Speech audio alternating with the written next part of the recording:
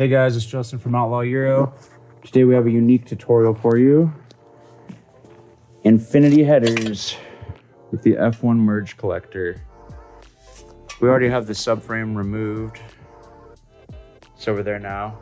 Check the link in the description for how to do that.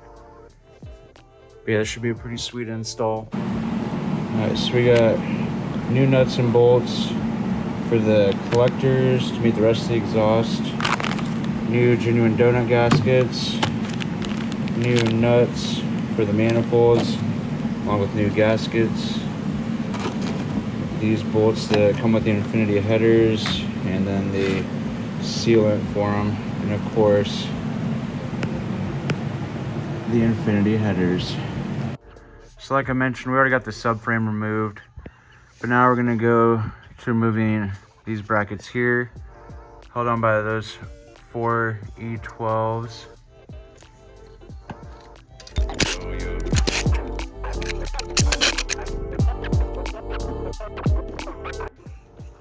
The passenger side bracket also has this ground on it that we'll remove from the frame right there. Alright, on the driver's side here, this bracket has a shield with this Torx bolt there. So we'll remove that first, and then do the same style of 4 bolts as on the passenger side with no ground strap.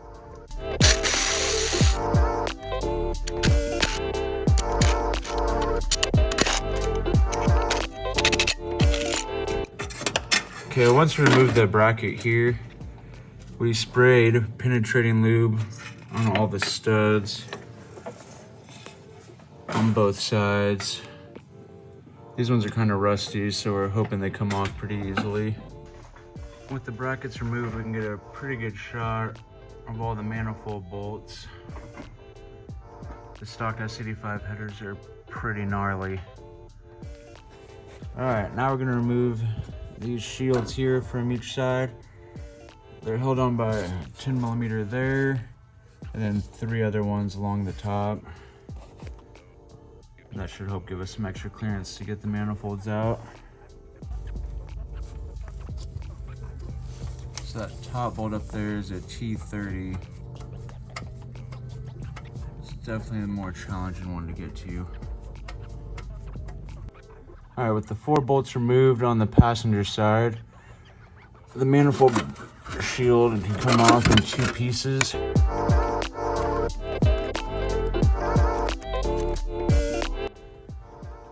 Now we've got some access. So on the left side manifold shield, you're gonna remove the coolant tank, 10mm bolt there and back there.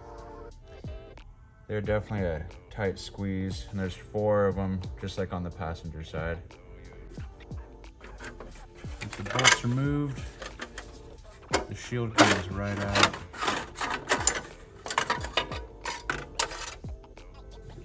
All right, now we're gonna remove the exhaust at the collector here. It's an E11 on one side, and then a 14mm nut on the other.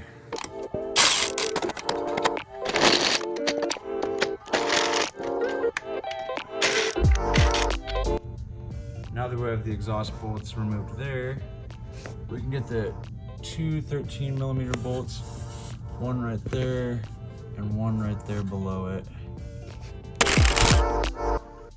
Same thing on the driver's side. All right, now we're gonna remove the O2 sensors. We have a connector here and here. Then there's also one up here and one up there. So to remove these, we're just gonna put a screwdriver in here, pop it to the side, and then we can disconnect that. And this sensor also can just be unclipped.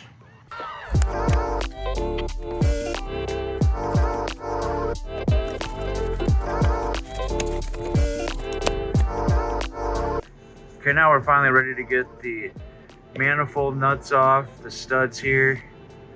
Most of them are pretty easy to get to. Some are kind of buried, but there's straight lines to them. So we're gonna see how many we can get off with just a straight non-wobble socket.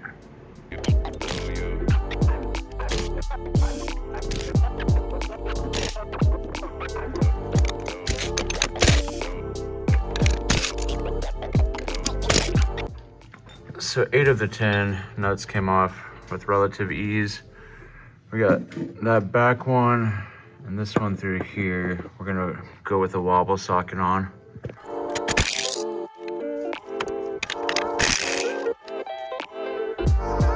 To get more separation from the manifolds and the rest of the exhaust, we're gonna remove the 2 bolts here and here.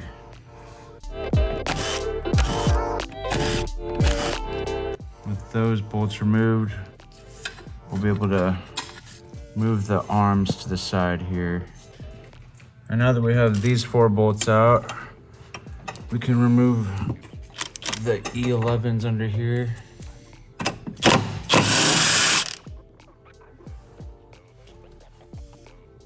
That's what we're removing. Now we put a jack here so the exhaust can't drop too far.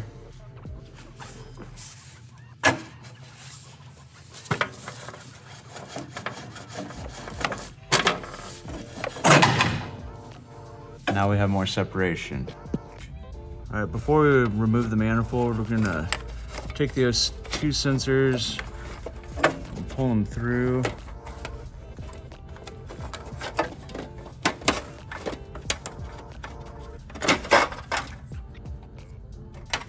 And they have little clips like this along the bell housing.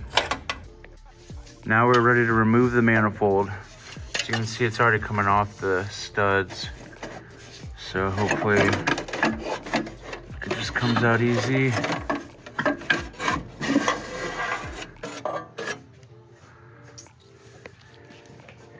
And the stock passenger manifold is off.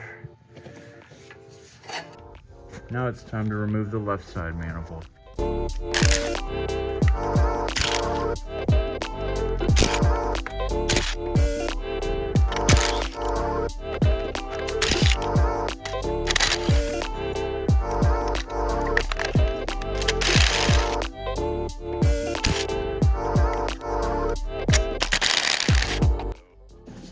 Alright, all of the exhaust nuts are removed.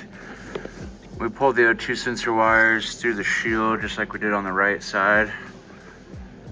And the manifold should just come out.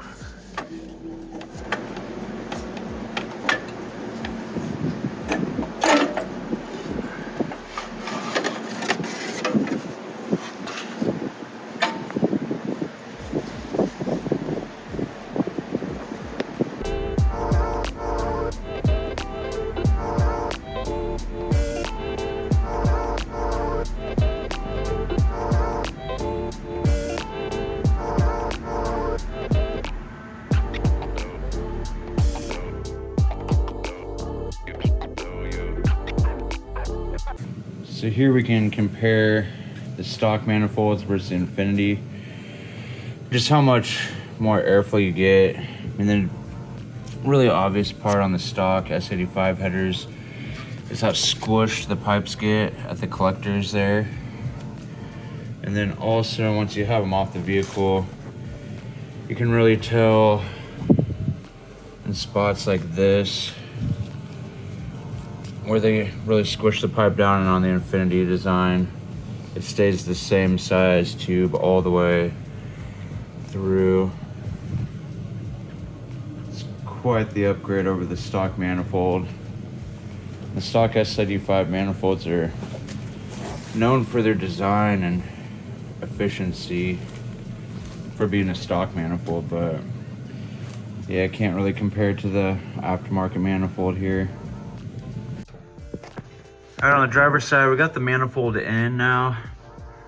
It was kind of a pain, but what we did was assembled the headers off the vehicle and used the zip ties to kind of hold them in place. Put the manifold in, then got all the new nuts started. Obviously put the new gaskets in. Now we just have to take the collector back off because we haven't bolted it in yet, and put the sealant on. So we got the sealant inside the collector and on the tubes. We put quite a bit on, so hopefully there's no comeback. We don't have to do it again. It's probably the least favorite part of the design here, but they said it works, so we'll get the collector onto the tubes here. All right, so we got the collector installed now. Definitely recommend leaving the pipes loose, putting the sealant on, getting the collector on, then tightening up the pipes. But we're gonna try that on the right side here and see how it goes. The right manifold's installed. As you can see, we got the sealant kind of everywhere. We put a very generous amount in there. We've heard of some people having leaks after everything's all back together. Trying to avoid that. This side was definitely more of a pain than the left side. Recommend leaving all of the pipes somewhat loose and then getting the collector on and then tightening up the pipes. But now we're gonna put the new gaskets on and get the mid pipe connected. All right, now we're gonna tighten the manifold to mid pipe bolts here. We're just gonna run them in with the impact, then torque them to 27 Newton meters. And we got the new gaskets, new bolts and new nuts in there.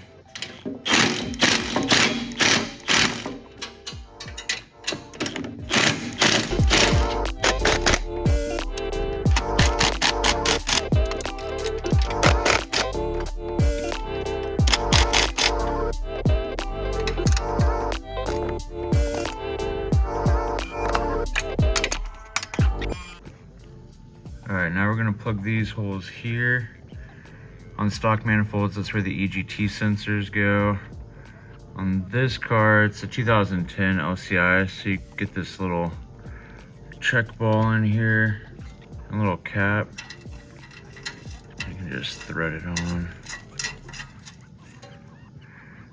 A stock EGT sensor would also plug the hole.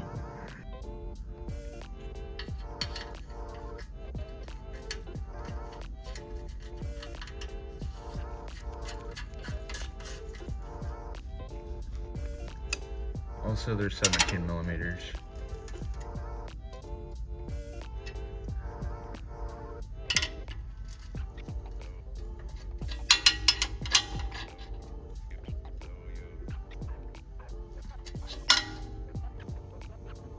All right, remove the OT sensors from the stock manifold.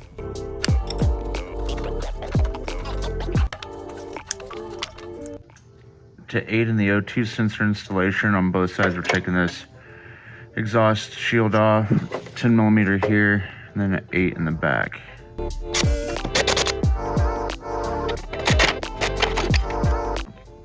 Next issue is this exhaust shield we took off. So this hole is for one of the O2 sensors. Now they're right next to each other, so we have the original placement of one, and then the next one's like right here now. So we're gonna have to modify the shield, make a little cutout for the second sensor.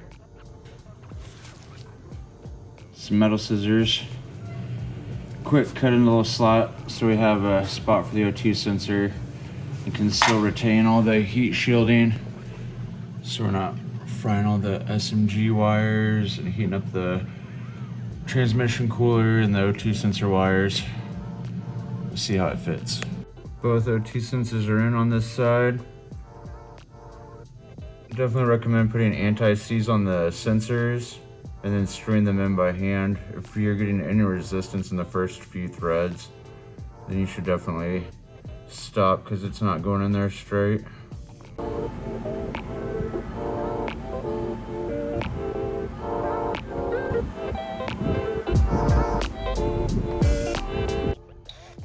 Now we just need to install the rear brace bars.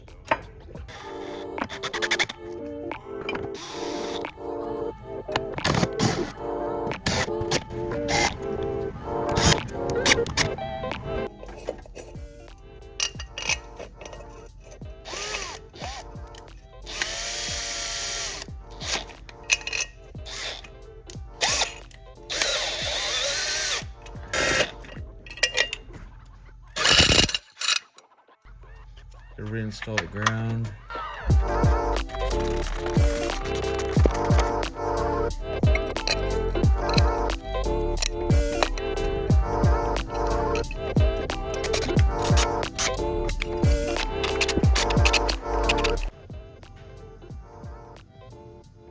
Headers are installed.